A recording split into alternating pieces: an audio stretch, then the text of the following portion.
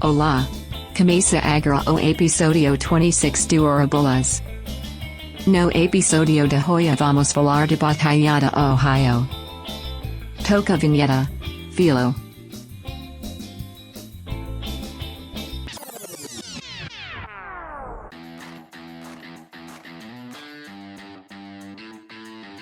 What's up, Mary? Começa agora o episódio 26 do Hora Bolas, a história do mundo levada na esportiva. Eu sou o Fernando Tancredo, Tanque. Eu sou o Felipe Lopes, o Filó. Eu sou o Henrique Gonçalves, o sem apelido, de Nicknameless. Ó, Olha lá. Hoje é Mary mesmo, né, Filó? Pode ser Mary hoje. hoje é a Mary, não é Queen Mary, é uma Mary civil plebeia. Assim como nós três aqui. É isso aí. Eu já fui Duque, tá? Só pra avisar. Do glorioso Ducado de Niterói. Justamente. No episódio de hoje, então, a gente fala da Batalha de Ohio, que aí é uma das mais históricas rivalidades do futebol americano, entre o Cleveland Browns e o Cincinnati Bengals. Mas antes da gente começar, vou só dar aquela passada já clássica nas nossas redes sociais, né? A gente tá como Hora Bolas Pod, Hora com H Pod, POD, tanto no Instagram como no Twitter. E estamos também aí nas diferentes plataformas que você usa para nos escutar: Spotify, Apple Podcast, Google Podcast, Deezer, Cashbox e no YouTube também com as imagens. E esse episódio aí que ele tem um motivo muito especial, né? A gente tá celebrando aí a mudança do nosso querido Tanque pra Cincinnati. Ele vai tomar parte aí na Batalha de Ohio. Esperamos que Ohio não caia lá. Meu Deus. Não tinha como não fazer essa piada, né? É isso, não caia duas vezes no mesmo lugar. Não, mas eu não quero cair nenhuma, pô. Eu não quero que o Tanque se fira. O raio que o esparta. Mas você não tá entendendo, porque o tanque é o raio, entendeu? Ah, genial, cara. Brilhante. É o nosso raio brasileiro em Ohio. Tá certo, tá certo. Ele que deixou Chicago, que é uma cidade aí que tem sucesso, mais ou menos, nos esportes, vai pra uma cidade que tem menos sucesso ainda, que é Cincinnati. Vai levar os títulos com ele pra Cincinnati. Tentar dar sorte aqui. Se eu conseguir dar sorte pro time de Cincinnati, vai ser um feito Um mesmo. milagre.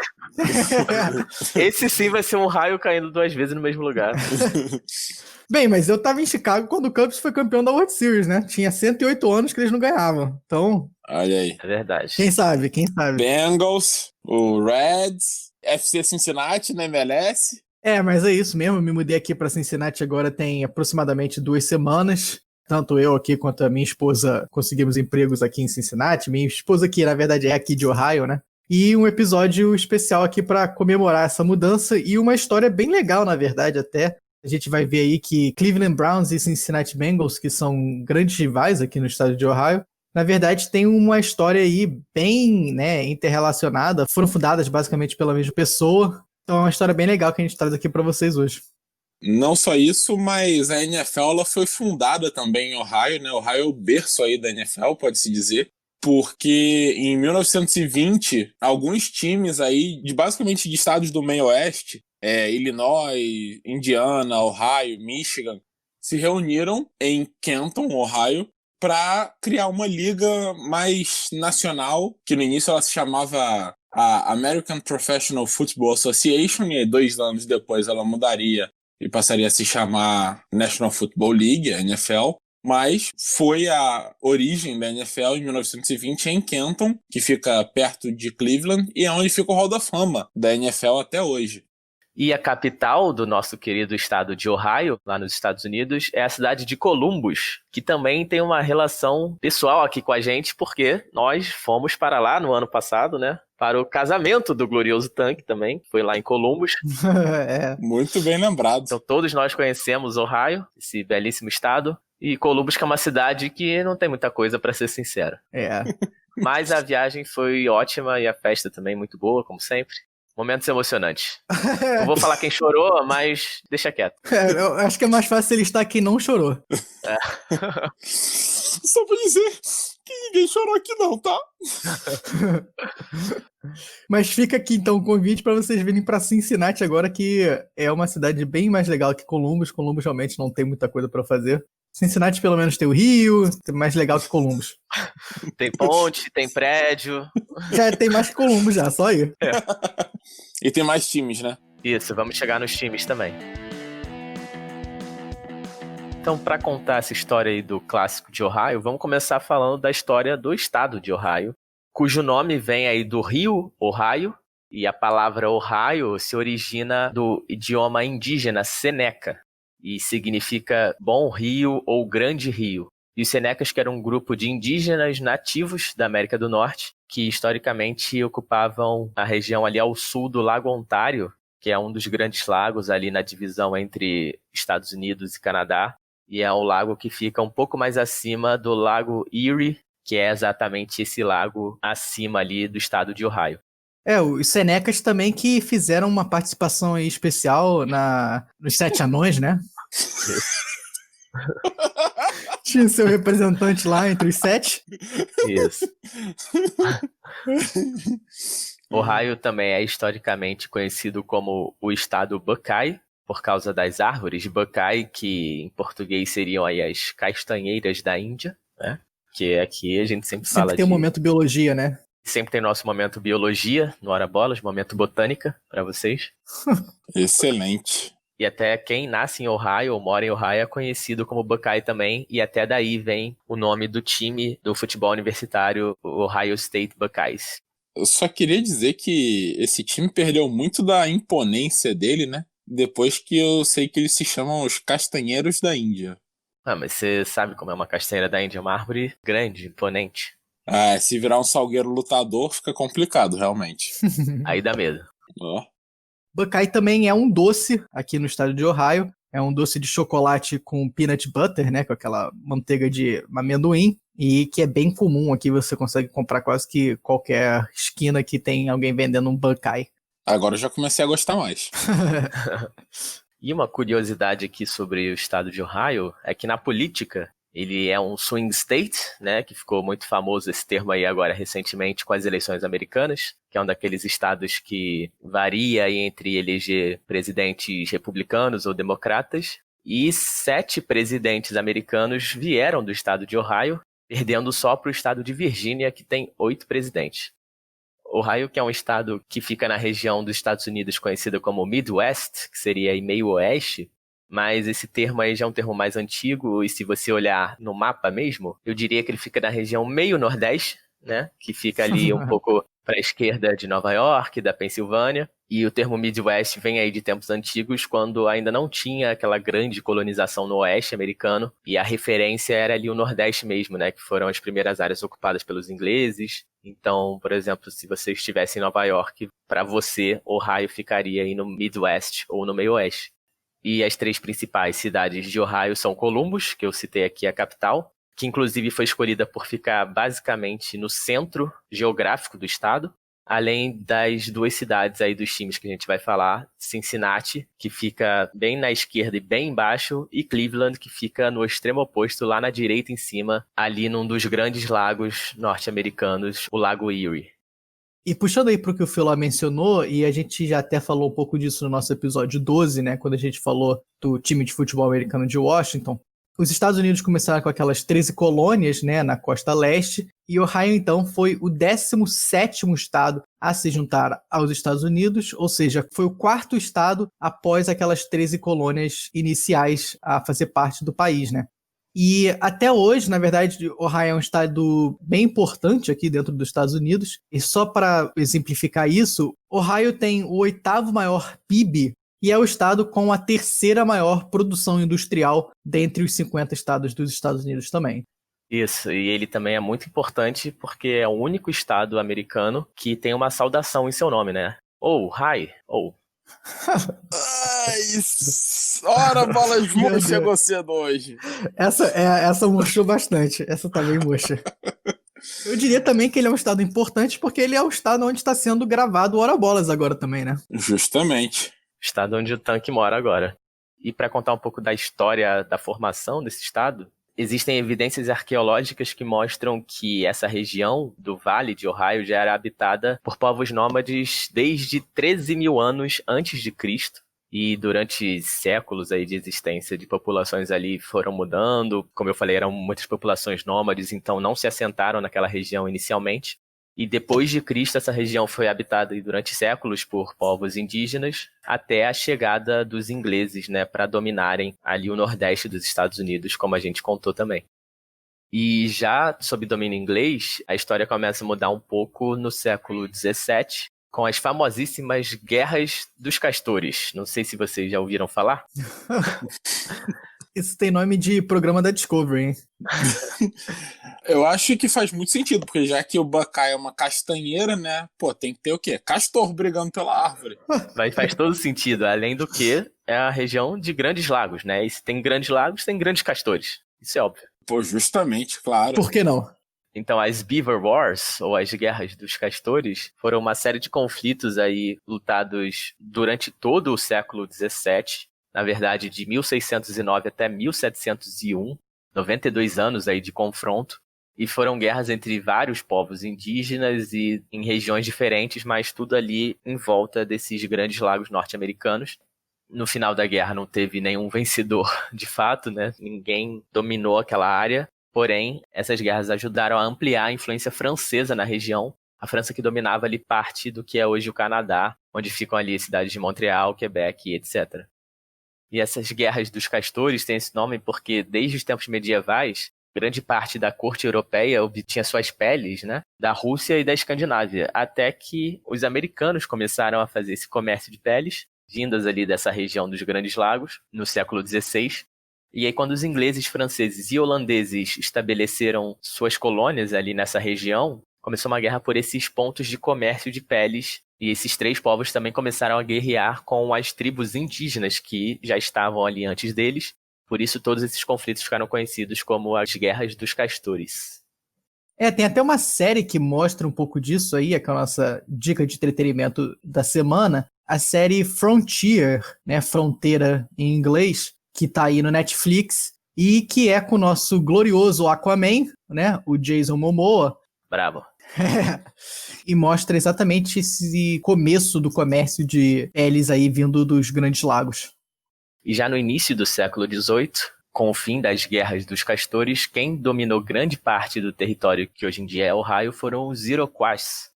Os Iroquois, que eram uma confederação indígena histórica ali da América do Norte, e tanto por causa da guerra quanto pelos massacres de indígenas que aconteciam naquela época e também pelas epidemias de doença, durante todo o século XVII e início do século XVIII, grande parte da população daquela região foi dizimada, principalmente a população indígena.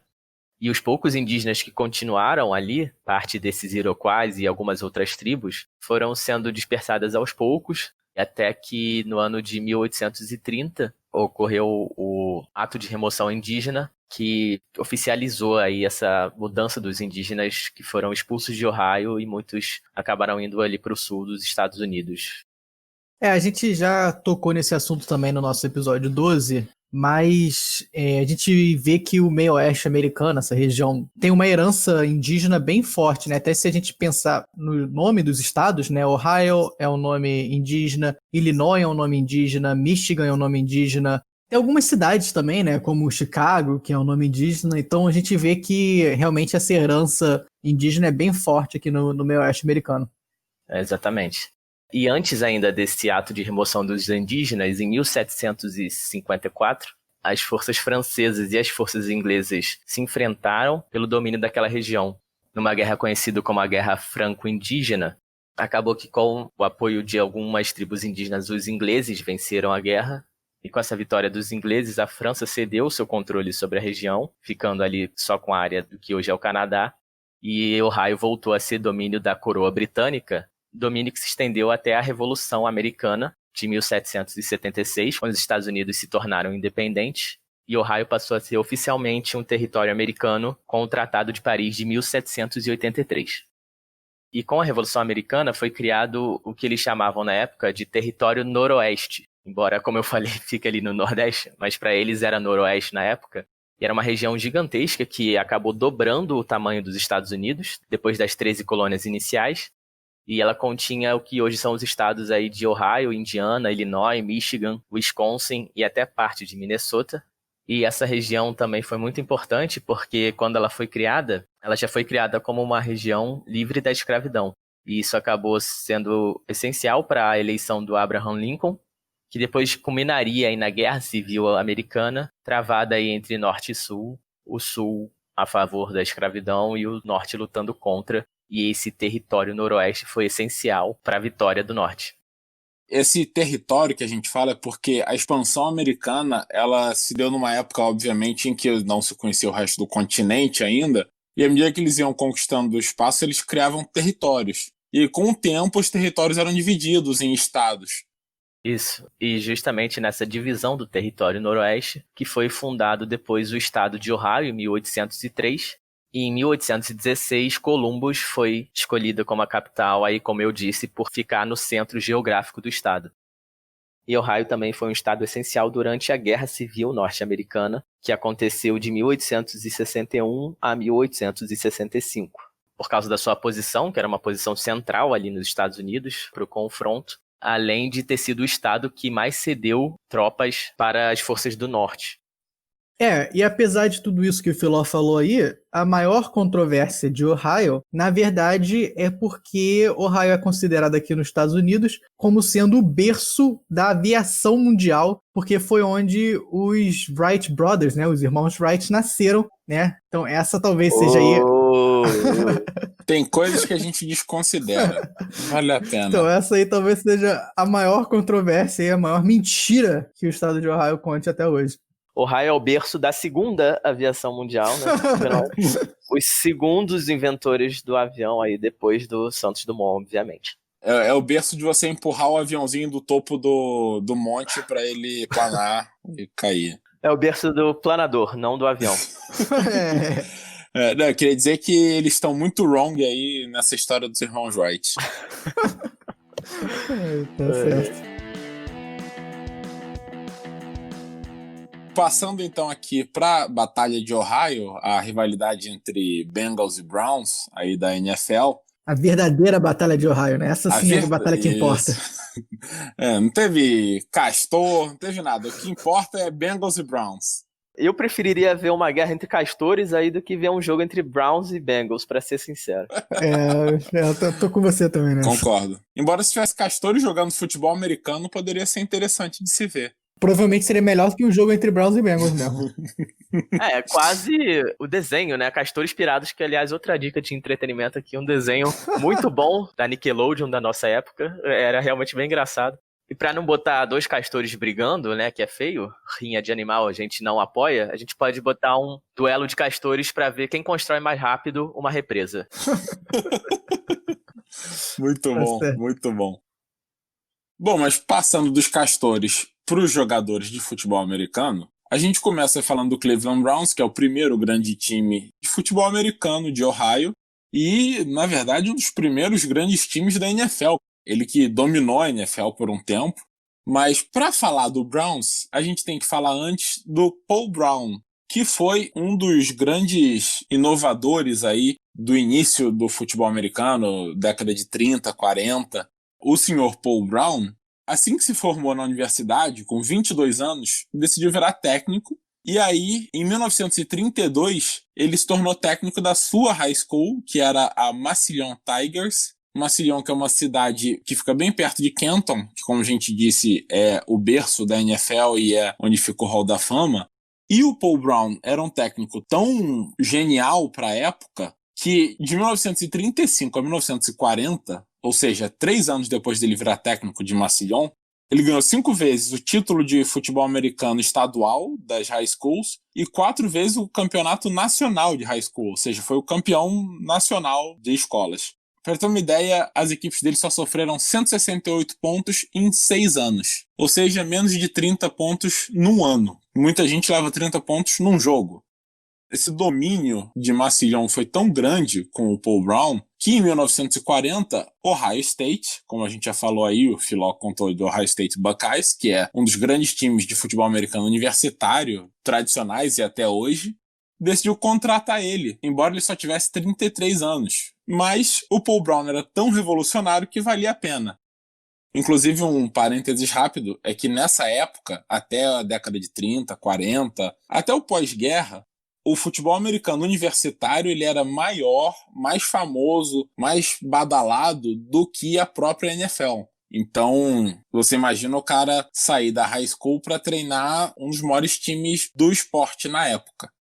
E aí ele treinou o Ohio State, o sucesso mais uma vez foi imenso, e a gente chega em 1946, quando um jornalista de Chicago decidiu criar uma liga concorrente à NFL. Ele então começou a se movimentar e falar com pessoas de vários estados e várias cidades, e um deles era o senhor Arthur McBride, de Cleveland, que foi quem se tornou dono da franquia de Cleveland, e ele também foi sugerido por esse jornalista que fosse atrás do Paul Brown para ser o técnico desse time, porque trazia muito respeito à franquia começar desde o início aí com um dos maiores técnicos do momento. E aí a equipe de Cleveland começou então já com esse grande nome conduzindo a equipe. O Paul Brown era tão idolatrado pelo estado de Ohio, né? Vale a pena relembrar aí que o Ohio State, a high school dele, Massillon, e o Cleveland, tudo que ele fez foi no estado de Ohio, que o público queria nomear o time o Cleveland Browns, em homenagem ao Paul Brown. Ele não queria ter tanta influência assim para ter o nome do time em nome dele, e então fizeram um concurso, uma votação para escolher o novo nome. Ganhou o Panthers. Mas aí o Brown falou, não, Panthers não dá porque já tiveram outros times Panthers na NFL e eles falharam. Então eu não quero um time Panthers porque esse é um nome falho, digamos, um nome fracassado. Aí não conseguiram se definir por outro nome, ficou então Browns. O Cleveland Browns se chama Browns não pela cor marrom, mas por causa do Paul Brown. Ele deu o famoso migué, né? Isso aí. Ah, quero não. Quis pagar de humildão, não quero o meu nome no nome do time, mas não vou aceitar o outro nome que escolheram, então vai ser o meu nome mesmo. Não quero meu nome não, mas esse é ruim, esse é horrível, esse é fracassado. Agora, a pergunta que não quer calar é por que o time se chama Cleveland Browns e o escudo é laranja? Vai ver que o dono era daltônico, ou então o próprio Paul Brown, não sabemos. A gente não sabe, mas tem um marrom aí na cor do time, né, que é o uniforme principal, inclusive. Com certeza, talvez tenham decidido que tudo marrom ficava feio demais, né? Um grande cocôzão dentro de campo. Seria apropriado. O Paul Brown, inclusive, que ele ainda tentou dar mais um migué. Depois que foi escolhido o nome, ele começou a dizer que, na verdade, porque tinha tido uma segunda votação popular, e eles tinham decidido por Brown Bombers, que era o apelido do campeão de boxe da época, o Joe Louis. E aí tinha virado o Cleveland Brown Bombers, que depois foi reduzido para Browns. Só que não tem nada disso na história, então, claramente, mais um migué do nosso querido Paul Brown. Essa história do Brown Bombers aí é interessante porque essa ficou sendo a história oficial, a história que o próprio Cleveland Browns contava até os anos 90, na verdade. Aí depois disso o próprio Paul Brown e a franquia lá do Cleveland Browns admitiram que o nome tinha sido em função do Paul Brown, mas era tido como sendo oficial essa história até os anos 90. Você vê que esse migué aí durou, realmente. E o Paul Brown, que a gente tá sacaneando aqui com os migués dele, mas ele foi realmente um cara extremamente inovador pro futebol americano. Entre as coisas que ele inventou, a primeira delas foi o Playbook, que é o livro de jogadas, o que é usado até hoje como se fosse o livro onde você planeja todas as diferentes jogadas que você pode utilizar numa partida. É a pranchetinha do professor Joel Santana. É isso aí. Ele era o Papai Brown antes do Papai Joel. Além disso, ele foi o primeiro a ter assistentes em tempo integral na sua equipe técnica.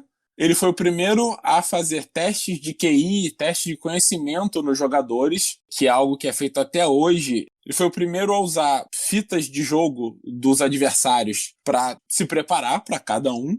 Ele foi também um dos inventores da grade de proteção, ou face mask, no capacete moderno. E ele foi também o inventor da draw play, da jogada draw, que é quando o quarterback pega a bola, espera um tempinho ali, fingir que vai passar, então a defesa se arma preparando o passe e aí ele corre. Bom, com isso tudo, não podia ser diferente. O Cleveland Browns, desde que foi fundado, teve um sucesso imenso. o que hoje em dia parece até uma piada, né? Mas na época era realidade. Nos 4 anos em que existiu essa liga concorrente da NFL, a AAFC, o Cleveland Browns venceu todos os 4 anos, com 52 vitórias, 4 derrotas e 3 empates. E aí, quando a liga foi dissolvida, o Browns, junto com 3 outros times, foi para a NFL. E em 1950, a NFL queria então mostrar que, na verdade, ela era muito superior e que esse time de Cleveland aí só tinha sido campeão porque estava em outra liga. O Browns já estreou na NFL contra o atual bicampeão, que era o glorioso Philadelphia Eagles do nosso Filó. Olha aí, sempre um time de sucesso. Muito sucesso. E aí o jogo terminou 35-10 para o Browns. Com isso, foi para a final que foi contra o Los Angeles Rams, e ganhou 30-28, um jogo apertado, mas o Browns se provou aí como o maior time da época. E depois disso, veio um período de dominação incrível, que diria que faz inveja aos Patriots de hoje em dia, desses últimos 20 anos. Em 1951, ele perdeu a final para o Rams, em 52 perdeu para o Lions, em 53 perdeu de novo para o Lions, e em 54 e 55 venceu Lions e Rams na final. Ou seja, se você pegar desde 1946, lá na AFC, até 55, o Browns fez 10 finais seguidas, sendo 7 títulos e 3 vice-campeonatos. Eu não sei se o mais incrível é esse domínio ou o fato de que o maior rival era o Detroit Lions.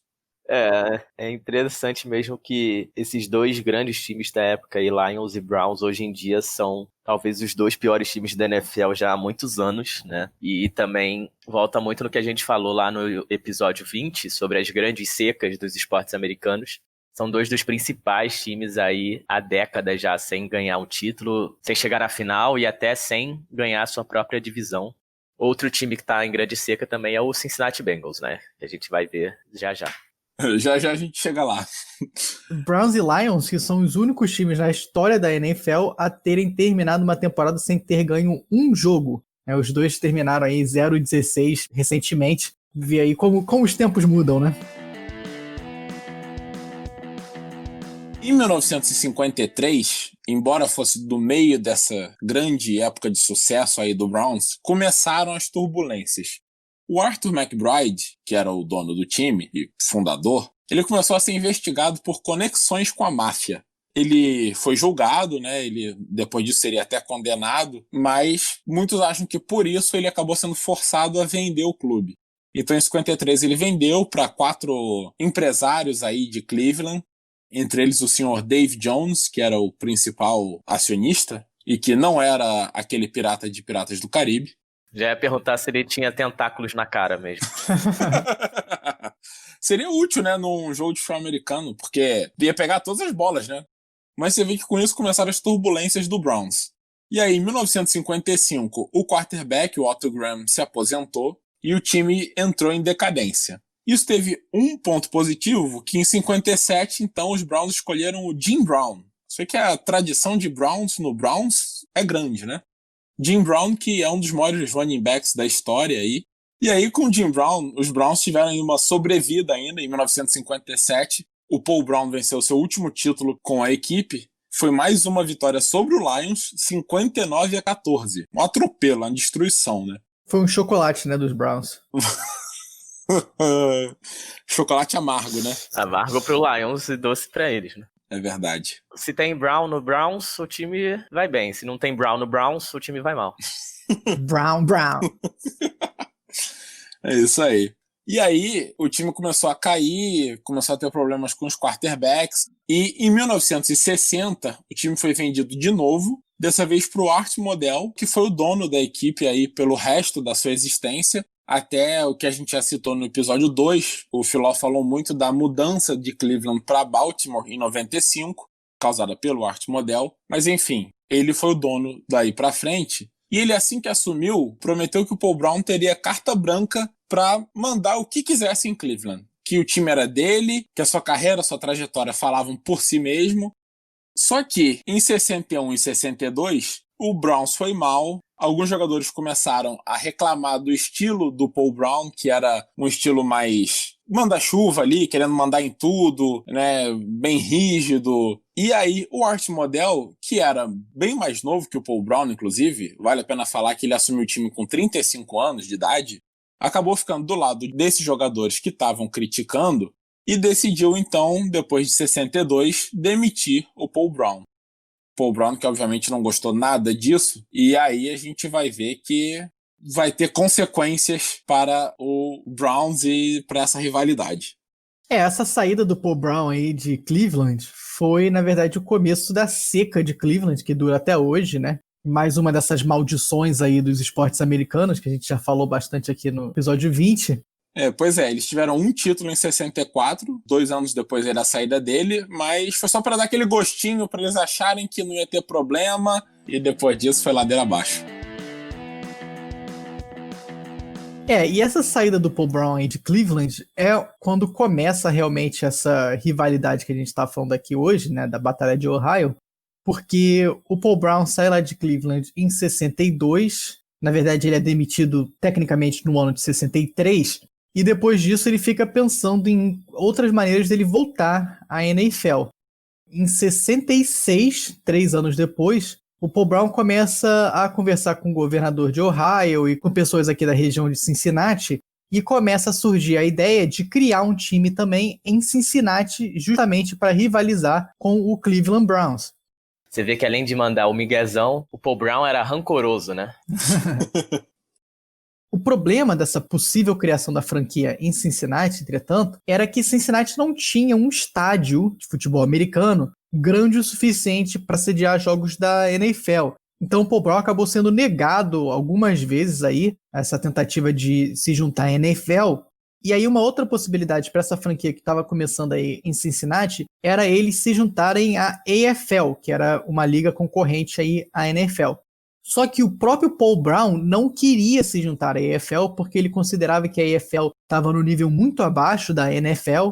Depois de ter ganho todos esses títulos pela NFL, ele não queria se rebaixar, né, ao nível da AFL e estava tentando realmente forçar a barra para entrar na NFL mesmo.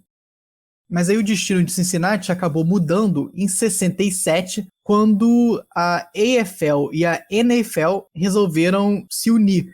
A gente ainda não falou bem dessa história, é uma história aí que a gente vai falar no episódio futuro, mas a NFL que a gente conhece hoje em dia, na verdade, foi criada de uma fusão entre a antiga NFL, que era até onde o Cleveland Browns, que o Henrique falou aí, ganhou todos esses títulos, e a AFL, a AFL, que era uma outra liga concorrente que estava ganhando bastante notoriedade aí no final da década de 60, e aí em 67 as duas ligas resolveram se juntar e fundar o que hoje é a NFL. E aí a NFL acabou virando a NFC, a Conferência Nacional, e a AFL acabou virando a AFC, a Conferência Americana, que são as duas conferências que a gente tem até hoje também. Isso, justamente. E essa história é interessante aí para o Cincinnati Bengals, porque no momento da decisão de fundir as duas ligas, havia 24 franquias nas duas ligas, sendo 15 da NFL e 9 da AFL, que então fariam parte dessa nova liga fundida aí. Só que 2 dos principais apoiadores dessa fusão eram políticos do estado da Louisiana, né, onde fica a cidade de Nova Orleans, e que na época não tinha um time de futebol americano nessa nova liga que estava sendo criada. Com o apoio desses 2 políticos, foi criado o New Orleans Saints, que é o time que existe até hoje. Mas, para a nossa história aqui, isso é importante porque com a criação do New Orleans Saints, o total de times foi a 25, que é um número ímpar, né? Então, assim, não tinha como dividir muito bem a liga. Então, os fundadores da liga resolveram aceitar mais um time para chegar a 26. E esse 26º time viria a ser exatamente o Cincinnati Bengals do Paul Brown. O Cincinnati Bengals, na verdade, começaria na AFL, porque a fusão só viria a acontecer em 1970, e aí o Paul Brown acaba aceitando fazer parte da AFL, só porque ele sabia que 3 anos depois a AFL se fundiria com a NFL, e aí sim ele chegaria no objetivo dele, que era ter um time de novo na NFL, né? Com isso, então, o Cincinnati Bengals foi fundado em 1968, e disputou as suas primeiras 3 temporadas na AFL antes de se juntar na NFL em 1970. Isso mostra que, além de rancoroso, o Paul Brown era teimoso, né? Ele queria voltar a jogar futebol americano, quer dizer, a treinar, mas não podia ser na NFL, só valia se fosse NFL. E aí, então, o Paul Brown escolhe esse nome de Bengals porque, na verdade, já existiu um outro time antes do atual Cincinnati Bengals, em Cincinnati lá, que jogava com o nome Bengals. E aí o Paul Brown escolhe esse nome para honrar aí o passado do futebol profissional em Cincinnati. Eu quase achei que ele ia chamar de Browns 2, né, do jeito que ele era, porque não podia Panthers no outro, não podia Panteras, mas Tigre de Bengala pode. Enfim, a hipocrisia. Pô, mas eu acho que Tigre de Bengala é um nome muito maneiro para um time. Aliás, Cincinnati Bengals é um dos nomes mais maneiros de times, na minha opinião. Mas concordo que a hipocrisia tá solta. Não, mas é até interessante você ter falado isso, Filó, porque realmente o Cincinnati Bengals no começo era quase que uma cópia irônica do Cleveland Browns, porque primeiro o próprio Paul Brown escolheu o laranja aí para ser cor do Cincinnati Bengals, justamente por ser a cor do Cleveland Browns. E até tem alguns relatos que falam que ele escolheu exatamente o mesmo tom de laranja do Cleveland Browns, justamente para fazer afronta aí ao arte model. Uma outra curiosidade é que, originalmente, os capacetes do Cincinnati Bengals eram somente um capacete laranja, assim, muito parecido com o capacete do Cleveland Browns, com a única diferença que tinha escrito Bengals no capacete. E tem até uma outra curiosidade aqui rapidinho, que um dos motivos para o equipamento aí original do Cincinnati Bengals ser tão parecido com o equipamento que usava lá o Cleveland Browns era porque o Paul Brown, quando saiu de Cleveland, ele, na verdade, levou uma parte do equipamento com ele. Então, ele tinha um bando de capacete laranja, e aí ele pegou no time novo, botou um Bengals no capacete e virou o capacete do Cincinnati Bengals. Haja rancor, meu Deus do céu. Ele queria jogar na cara mesmo, né? E vale falar aí também que o uniforme original do Bengals, ele era marrom, né? Tinha o branco e tinha o marrom. O que hoje é laranja e preto, no início era meio marrom. E essa mudança do capacete também veio bem a calhar, que hoje em dia é um dos capacetes mais legais da NFL, né? Esse do Bengals com as listras aí do tigre. Concordo. E o do Browns é um dos mais feios da NFL. E até uma última coincidência aqui é que nos primeiros aí 10 anos do Bengals na NFL, depois da unificação, o logo do Bengals era também um capacete laranja. De novo aí mostrando, né, essa ironia aí do Paul Brown na escolha das cores, símbolos e tudo mais. O Bengals era o Browns do mundo invertido, né? E volta até no que eu falei das cidades ficarem geograficamente nas pontas opostas do estado de Ohio, o que é bem engraçado aí se você levar em consideração essa relação do início dos times.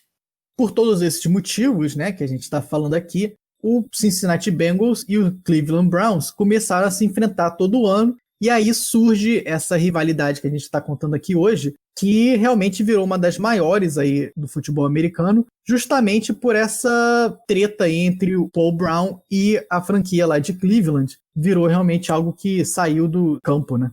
É bizarro até você pensar que a maior treta do treinador é contra o time que tem o nome dele. Pois é. E é incrível você ver como uma única pessoa tem tanta influência aí na NFL, pra falar a verdade. Mas, assim, um time criado por ele e outro time nomeado por ele. O Paul Brown, então, que foi dono e presidente do Cincinnati Bengals desde a sua fundação em 1968 até a sua morte, né, a morte do Paul Brown em 1991. E aí o Paul Brown passou a presidência do time para o seu filho Mike Brown, que é até hoje o dono do Cincinnati Bengals. O Paul Brown também começou como técnico do Cincinnati Bengals desde a fundação em 68 até 1975. E aí tem uma história interessante da sucessão. O Paul Brown tinha 3 técnicos assistentes, o Bill Tiger Johnson, o Rick Forzano e um cara chamado Bill Walsh, que até para quem conhece a história de futebol americano vai reconhecer o nome.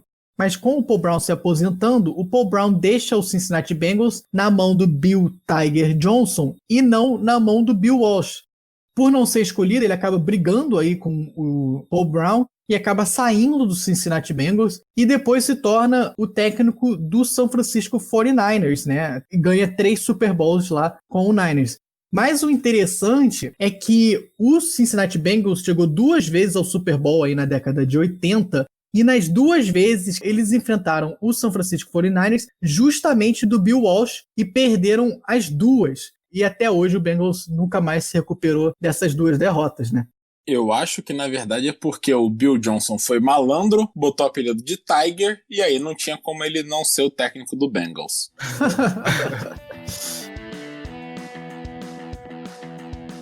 E só para fechar aqui a história do Cincinnati Bengals, depois dessas 2 idas ao Super Bowl, nunca mais voltou. E aí, durante a década de 90, teve uma época bem ruim, que eles não foram aos playoffs aí por quase 20 anos.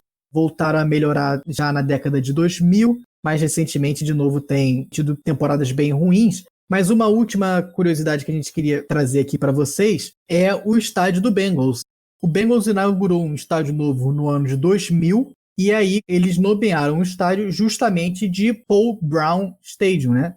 E essa rivalidade aí entre Bengals e Browns, né, a Batalha de Ohio, hoje em dia os 2 times estão na mesma divisão, então eles se enfrentam 2 vezes por ano. Sempre tem aí jogos interessantes entre os 2 times.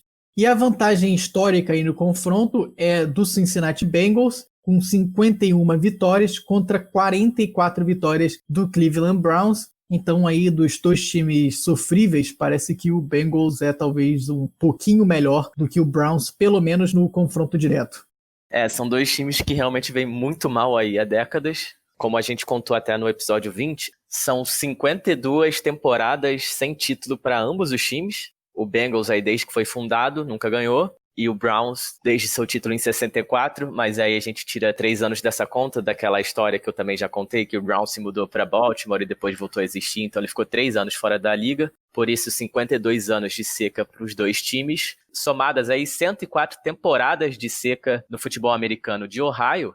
Também tem outros recordes negativos, né? O Browns é o time que não chega nos playoffs há mais tempo. O Bengals é o time com a maior sequência atual de derrotas seguidas em playoffs, então, né, torcedor de Ohio sofre. E para falar rapidinho aqui de outros esportes, o estado de Ohio, no geral, é casa de 8 times profissionais americanos. Além do Browns e do Bengals na NFL, tem o Cincinnati Reds e o Cleveland Indians na Major League Baseball. Tem o Columbus Crew e o FC Cincinnati, aí na gloriosíssima Major League Soccer. Inclusive o Tanque aí, grande torcedor, expoente do UFC Cincinnati. Eu e mais 5 estamos aqui todo jogo. 3 deles somos nós 3 aqui do Hora Bolas. Pessoal, vamos torcer para o UFC Cincinnati, que inclusive tem as cores parecidas aqui para bolas, né? A laranja, azul e branco, quase a laranja, roxo e branco. E também faz jus aí aos times de Ohio, porque é sempre o último lá na MLS. Além também do Columbus Blue Jackets na NHL, a liga de hockey, que inclusive a gente passou lá na frente da arena do Blue Jackets durante o casamento do Tanque. Não durante o casamento, né? Durante a viagem. A cerimônia não foi no rink de gelo. Sabemos que o Filó saiu do casamento para ir assistir a partidinha de hockey. A festa lá, todo mundo patinando no gelo. Foi ótimo. Filó dando mais migué que o Paul Brown, hein? E Ohio é casa também do Cleveland Cavaliers da NBA, que é aí talvez o time de maior sucesso recente do estado. Foi campeão com o LeBron James, que inclusive também nasceu em Ohio, na cidade de Akron.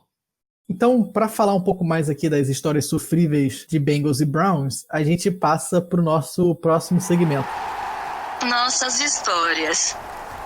No segmento Nossas Histórias hoje, a gente conta experiências que a gente teve aqui assistindo tanto o Cincinnati Bengals como o Cleveland Browns, e como vocês vão ver aqui, não foram boas experiências para os times de Ohio.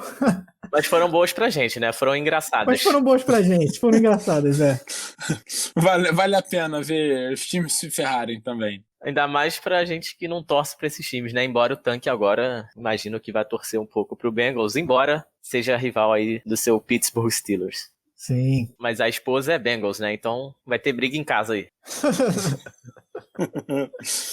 Eu nunca vi o Bengals ao vivo, mas eu já vi o Browns 2 vezes. E, obviamente, como não podia ser diferente, eles perderam as 2 vezes. Inclusive, a primeira não foi em Cleveland, foi, na verdade, em Boston. Era contra o Patriots em 2013 e, obviamente, seria um passeio do Patriots, né? Pois é, só que não. A 3 minutos do fim, o Browns fez um touchdown e ficou 26-14 para o Cleveland Browns. Eu achei que eu ia ver o Browns derrotar o Patriots na época da dinastia em pleno Gillette Stadium. Só que aí o Browns, como o bom Browns que é, levou um touchdown do Tom Brady, sofreu um onside kick, o Patriots recuperou a bola, fez mais um touchdown, e aí o jogo foi 27-26 pro Patriots. Browns, como bom Browns, deu aquela entregada monstra, né? Exatamente. O Browns não decepciona. Não decepciona. Inclusive foi um onside kick que o kicker chutou pra ele mesmo. Ele deu um chute rasteirinho pelo meio e ele mesmo caiu em cima da bola. Ai, e assim o Browns perdeu. Bom, aí em 2016 eu fui pra Cleveland e fui assistir um jogo do Browns que na época estava com 0 vitórias e 11 derrotas. Era um jogo contra o New York Giants, que é o meu time, então obviamente eu fui sabendo que ia ser um jogo fácil pro Giants. E realmente foi, o Browns não decepcionou, perdeu de 27-13, passeio do Giants. E o que valeu foi que o estádio é muito bonito, na beira do Lago Erie ali, vale a pena conhecer. Eu diria inclusive que o estádio não merece o time que tem. Então a vitória do Giants não valeu, né? Concordo também com essa afirmação. Valeu, que isso, imagina, faz isso não. Agora tá difícil também o Giants vencer atualmente, então valeu, qualquer vitória vale. Você tem que lembrar das vitórias antigas. Exatamente. Tem que lembrar de quando o Eli Manning e o Odell Beckham jogavam lá e o time era bom. Inclusive, sentei do lado de uma mãe com um filho e eles eram de Dallas. Dallas Cowboys é o maior rival do Giants, mas por causa do Odell Beckham, o filho era Giants. Fez a alegria da viagem. Odell, que curiosamente agora está no Browns, né? É verdade, muito bem lembrado. Tá lá afundando a sua carreira. Pois é, mais uma prova de que o Browns afunda a carreira. Não decepciona. Não, nunca. Mas já que o Henrique falou aí do estádio ser bonito, o estádio aqui em Cincinnati também é bem bonito, fica na beira do Rio Ohio. Rio Ohio que passa bem aqui na cidade de Cincinnati, é a divisa do estado de Ohio com o estado de Kentucky. Tem a própria cidade de Cincinnati, se estende para o estado de Kentucky. E a história que eu quero contar aqui é quando eu fui no jogo do Cincinnati Bengals, quando eu ainda morava em Chicago. Como eu falei, me mudei aqui para Cincinnati tem só 2 semanas, mas quando a gente morava em Chicago, como o Filó falou bem aí, a minha esposa é torcedora do Cincinnati Bengals, e aí eu tive a grande ideia de levar ela num jogo do Bengals, né, pra gente assistir o jogo e tal. Grande aí ideia. A gente veio aqui pra Cincinnati, passamos o dia aqui na cidade e fomos assistir o jogo. Ótima ideia. Já tô imaginando como é que isso vai acabar. Eu vou impressionar a esposa, eu vou levar ela pra ver o time dela levar uma surra. Esse jogo foi em 2017 contra o Ravens, né, o Baltimore Ravens, que é um rival aí de divisão. E eu sou torcedor do Pittsburgh Steelers e o time que eu mais odeio na liga é o Baltimore Ravens, então para mim foi uma oportunidade também de torcer contra o Ravens, mas infelizmente o jogo terminou 20-0 pro Baltimore Ravens. A gente não conseguiu assistir o Bengals fazer nenhum ponto, não veio ponto nenhum. Não teve literalmente nada para torcer durante o jogo inteiro. Foi um ótimo presente de grego aí pra sua esposa. Parabéns pela iniciativa. O que vale é a intenção. Isso. Isso quer dizer que eu, o Filó e o Tanque vimos o Bengals fazer o mesmo número de pontos ao vivo na história. Justamente. Mas eu consegui ver o Bengals sofrer 20 pontos ao vivo. Vocês nem viram isso. Mas foi realmente um jogo triste, né? Já no intervalo a galera já estava saindo do estádio. 20-0, mas como o Henrique falou bem aí, assim, a paisagem era legal, né, foi legal de ver o estádio, o rio é bonito. Comprou cachorro quente. A comida tava boa. Tava um dia bonito, né, o sol tava pino, foi legal, assim, essas outras coisas. Tava comemorando o tackle já, né? Eu também tenho uma história muito interessante aqui, que eu já vi tanto o Browns quanto o Bengals perdendo várias vezes pela televisão. E essa é a minha história. E ao vivo, o máximo que eu cheguei perto foi passar em frente ao Paul Brown Stadium, né? Na mesma viagem que eu contei do casamento do Tanque, o meu voo era por Cincinnati. E aí, Tanque e sua esposa me deram carona, a gente passou pelo estádio, eu vi o estádio de fora, e essa é a minha história. Muito obrigado. Continua vendo o mesmo número de pontos, então tá valendo. Exatamente, mesmo número de pontos ao vivo. E volta também aquilo que eu já falei, que eu sou o único ferrado aqui do podcast, né? Morador do Brasil. Mas morar no Brasil ainda é melhor do que morar na Argentina, né, Henrique? Então... Sem a menor dúvida. Então, como já é tradição pra fechar o programa aqui, vamos xingar a Argentina e agora pode encerrar já. Tá certo, a gente aproveita pra acabar com o sofrimento aqui dos times de Ohio e fechar aqui o programa, sempre dando aquela passada nas nossas redes sociais, né? A gente tá como Ora Bolas Pod, Ora com H, Pod, POD, no Instagram e no Twitter. A gente posta aí coisa a semana toda, então dá aquela seguida, acompanha a gente lá. E com isso, eu agradeço aqui aos meus co-apresentadores. Obrigado, Filó. Obrigado, Henrique. Tchau, pessoal. Semana que vem tamo aí de novo. Esse tigre peido aí, tá maneiro. Tigre desentupidor. Eu resolvi fazer uma sonoplastia mais profissional dessa vez e coloquei um barulho de tigre da internet. Mas você que é o sonoplasta humano, pô, cara. Você tem que Oh, fazer... desculpa. Aí, muito melhor. Foi melhor que peido. Muito melhor. Desculpa, tá vendo? A gente tenta substituir. É que eu não quis fazer igual o Paul Brown e chamar a atenção toda pra mim mesmo. Nenhum robô pode te substituir, Henrique. Você é insubstituível. Muito obrigado, fiquei até emocionado. Com essa, eu não tenho mais palavras, nem rugidos. Obrigado, até semana que vem. Então é isso, galera. Agora, nossos episódios aqui sendo sediados em parte em Cincinnati. E vamos aumentar aí a torcida do glorioso UFC Cincinnati da MLS também, com os ouvintes do Ora Bolas. Isso, já dá uma triplicada no número de torcedores. Mas então é isso, galera. Obrigado por nos escutarem aí e até semana que vem. Abraço.